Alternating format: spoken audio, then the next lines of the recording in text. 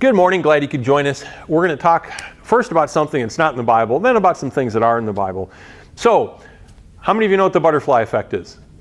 I figure most of you do, but in case you don't, it's the idea is that something small happens and there's some sort of reaction to it, and then it leads to something that's much larger. For instance, down in the Amazon jungle basin, river basin, there's a butterfly. It flaps its wings, causes just a little bit of air to move, but that bounces off and this and that. And then eventually it triggers a hurricane that hits Florida. Kind of sounds far-fetched, I know. But there's all sorts of different little things that happen that can have big consequences. So I'm sharing some things this morning from Max Lucado's book, You Were Made for This Moment. The story about Esther and Mordecai and King Xerxes. And this one night, King Xerxes couldn't fall asleep. I was just talking to Russ about not being able to fall back asleep when I would have liked to the other night. It was about 3:30 in the morning, 3:45. But Xerxes couldn't fall asleep. Usually not your favorite thing. So I guess a cure for insomnia is, in his case, was to read some old records that they had. So he brings in some servant, he's reading the records, and then he is reminded that Mordecai basically saved his life because some people tried to assassinate him, and he never honored him. And so, because he couldn't fall asleep, it led to domino effect. Call it whatever you want to.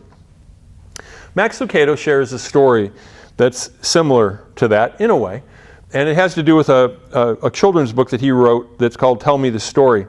It's about a woman, and she wrote him a letter. And so, because she wrote the letter, you have an idea what direction it's going.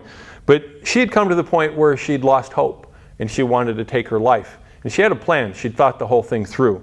And I think it had to do with the train and her car. So she sent him a note to say thank you for the wonderful book, Tell Me the Story. She said, I went to a bookstore today to purchase gifts for several people. For several weeks I've been playing with the idea of killing myself. I never would put playing with killing in the same sentence, but she did. He says, I'm not going to reveal her identity, but he has her permission to share this. She said, I've been struggling for years to really believe and feel that God is real. I bought this as a goodbye present for one of my children. I had no idea what the book said, but it's supposedly Christian, and it had a pretty cover. I mean, that's always a plus. For the next several hours, I drove around crying. I was waiting until my children would fall asleep so I could go home, leave their presence, and disappear forever. God led me on a little detour, though. My car ran out of oil, and the engine started making that clicking noise. Not something you like. Now, I would see that as a bad thing, right? It's not a good thing when it makes that clicking noise, unless you're thinking of doing something really bad. She said, I tried to find an open oil express or something, but she couldn't find one. Everything was closed, so she said she was frustrated because she needed her car to stay in one piece so that she could get home, drop off the gifts and the notes and things, and then find some nearby railroad tracks.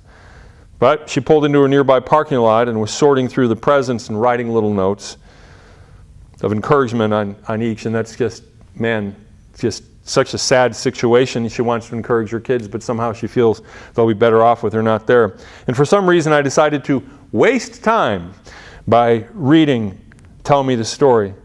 She said, I was really touched. I was really touched. I felt as if I was really able to know Jesus in a different way. Instead of killing myself tonight, I'm going to go home and keep rereading the book. I want a relationship with God. I'm going to turn my car around, mail this letter, and go home and read a story to my kids. You know, sometimes I'll get stuck in traffic, and I'll just be like, why am I stuck in traffic? And then sometimes I realize, well, maybe it's God's providence. I remember one time on a mission trip in Philadelphia, the guys were all upset at the girls because we were trying to go to New York City. And they were taking forever with their blow dryers and everything, and they wanted to look good when they went to New York City. It's 1988. It slowed us down, and I remember thinking, I prayed before we left for safety for the trip. There was a horrific accident at a toll plaza. And if we were just a minute earlier, we might have been a part of that. And I don't know how all these things work. And we prayed for the people that were part of the accident. You know, last night I was at the Caring Network banquet, and to hear the testimonies, the stories of two different women who decided to keep their children. And it was the butterfly effect in both lives, just little things that didn't seem of great consequence, but they were of great consequence because it saved a life. I just want to encourage you today that sometimes God's just trying to get our attention with an oil light that comes on, and we're frustrated with it, but maybe it's going to put us exactly where we need to be. Let's just be open to the providence of God today. God bless you.